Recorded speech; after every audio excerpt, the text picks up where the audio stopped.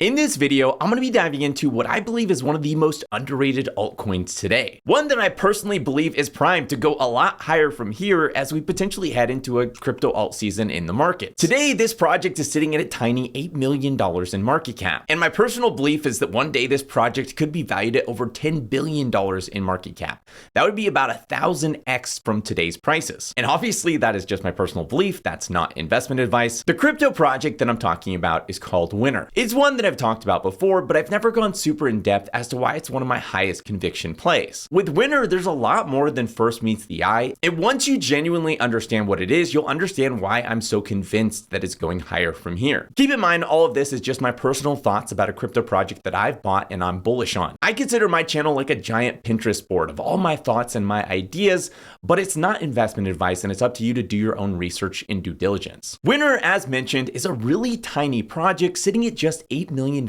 in market cap today. To give that some perspective, $8 million in market cap means you would need to multiply the market cap by 4,207 for it to be the same size as XRP.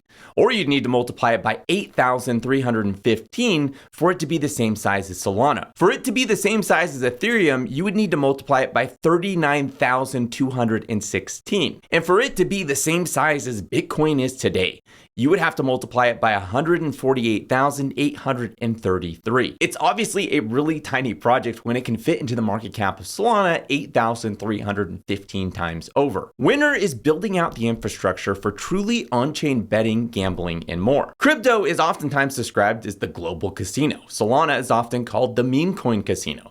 Polymarket, essentially crypto's #1 breakout app, is just a betting platform for world events. The second biggest breakout app was Pump.Fun, which is essentially just a betting platform for meme coins. There is a huge swath of the crypto market that's essentially just betting and gambling. And it's only natural that we'll see this sector of crypto continue to grow over time. Winner, in my opinion, is the natural evolution of this trend. Winner really is very different from anything else on the market today. Obviously, we do have crypto betting platforms. We have things like Rollbit, we have things like Stake.com, but these are very different from something like Winner. First off, none of these sites are doing anything with on-chain betting. They're simply traditional gambling platforms that accept crypto as a form of payment or some sort of crypto login, and in some cases have a token that kind of fits into the mix of everything. This would be the equivalent of in the early 2000s when the internet was first getting really popular. If, say, a Las Vegas casino made a website and they had like their staff profiles on there, they had their directions to their casino,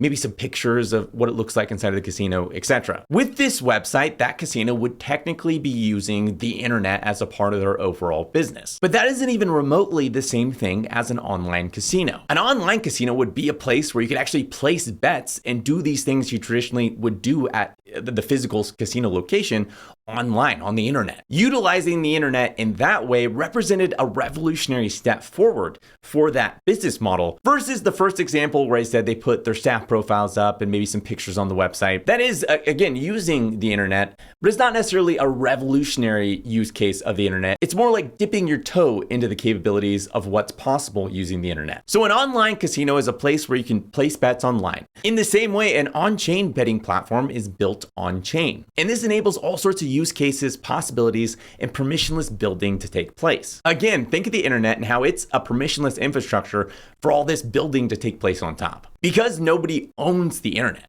and you don't have to get anyone's permission to go build a website. Lots of entrepreneurs sprung up and started building internet business models. They built internet companies that became multi-billion and in some cases multi-trillion-dollar companies. By contrast, you don't see a lot of companies building billion-dollar businesses on top of Facebook. And it's extremely unlikely that somebody's going to go try to build a multi-million or even multi-billion-dollar business on top of Rollbit or Stake.com. That's because those aren't permissionless to build on top of. And the owners can come along and change the rules to destroy your business at any time. This actually happened in the early days of Facebook. In the early days, businesses did try to build on top of Facebook. Zynga is a great example. They built an entire gaming empire on top of Facebook, only for Facebook to come along, change the rules, and destroy their entire business model. Winner is like the internet. Companies can come build games, front ends, futures platforms, meme coin marketplaces, and predictions platforms. All permissionless and much easier to build because they're able to take advantage of Winr's deep liquidity and expansive infrastructure. And I've seen this exact same process repeated for countless insanely successful business models in the past. Before the App Store, phones only came with pre-installed apps. Typically, your phone came with like a really bad calendar, an address book, maybe a camera app, maybe a photo album app, and basically that was it. The App Store turned the iPhone into a platform that others could come build on top of. And this allowed for millions of apps to be created and consumers to pick the apps that they like the most. By opening up the iPhone to be a platform others could build on top of rather than a closed ecosystem, it made phones like 1,000x more useful to where today they're like so addicting that it's actually a problem. People are too addicted to their phones because of how this process shaped phones into these super devices that now people can't live without. This is a main driving force for why I'm so bullish on what Winr is building. Winr isn't just a single app, but a foundation for an entire world of different apps, games, and front ends. Anyone can come build on top of Winr, allowing for many simultaneous experiments to play out all at once. And my initial thought when learning about kind of Winr's overall vision was that like, yeah, that's an amazing idea.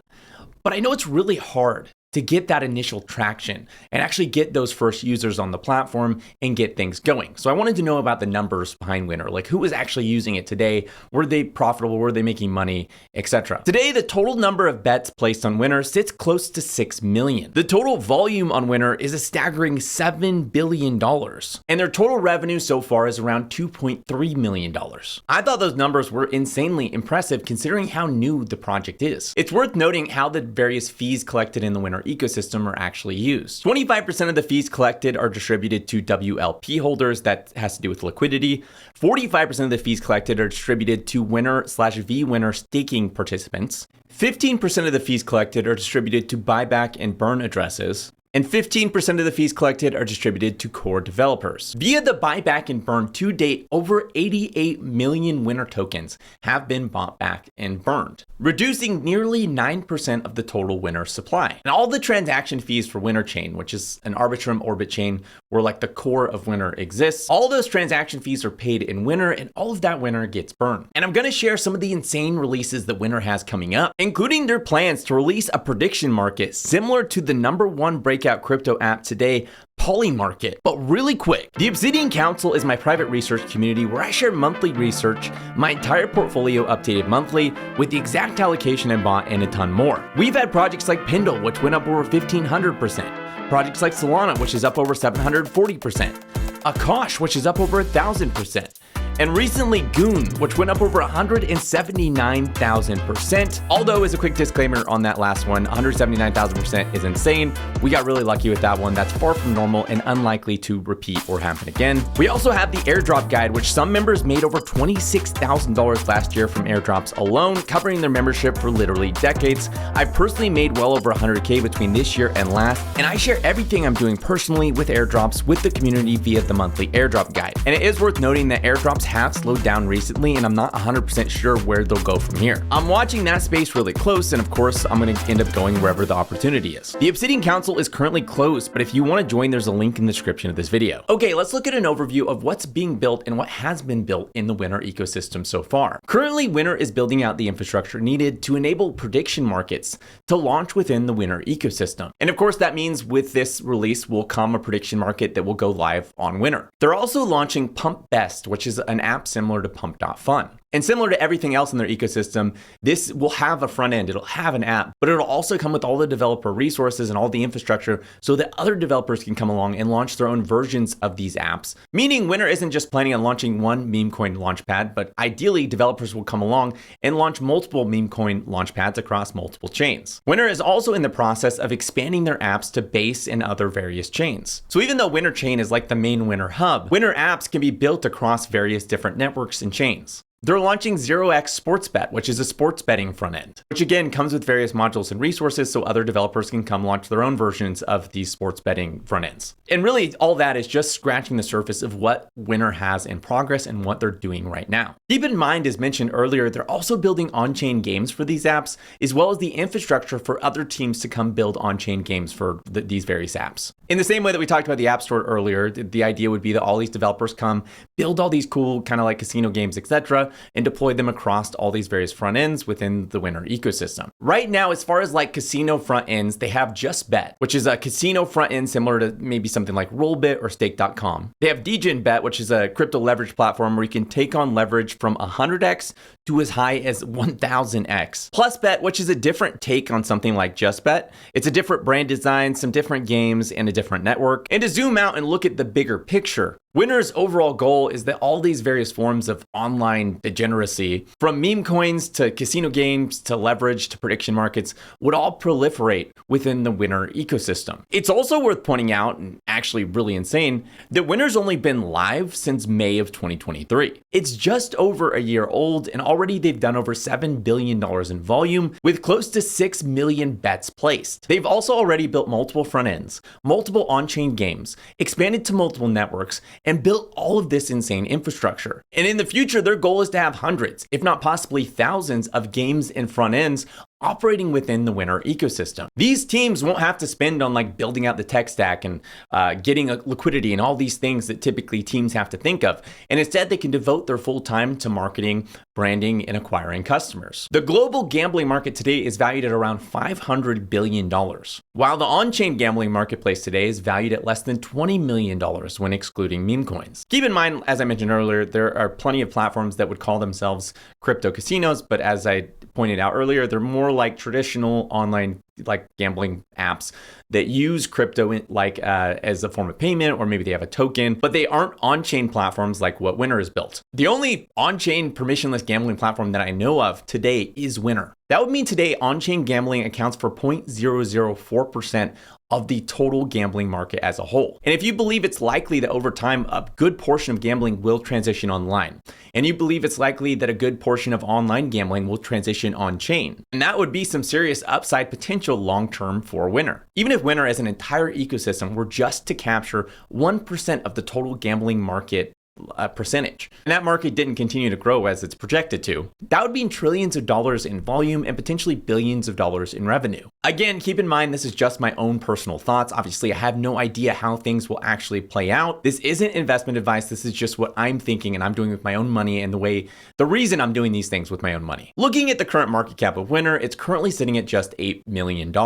If it were to grow to the size of Shiba Inu, a single meme coin which kind of fits into the same vein as gambling, not even the biggest meme coin, that would be Doge. If it were to grow to the same size as Shiba's all-time high, that would be a 5,375x from here, turning every $1,000 invested into $5.3 million, and every $100 invested into $500,000. Again, not claiming in any way that Winner will do this. This is just me trying to frame how tiny Winner is today and maybe kind of gauge a potential ceiling or how high this thing could go if things went perfectly and everything turned out amazing. In fact, I'd say, especially this cycle, it's unlikely that Winner achieves the same height that Shiba did last cycle. Like I would have said it was unlikely that Shiba achieved the height that it did last cycle. It was pretty insane and kind of like one of those things that came out of nowhere and it's hard to anticipate. A more reasonable guess in my mind and my own personal opinion would be that Winner hits somewhere around $4 billion in market cap. I've seen a ton of projects hit within this range with far worse fundamentals, no use case, and really bad projects I've seen hit this high.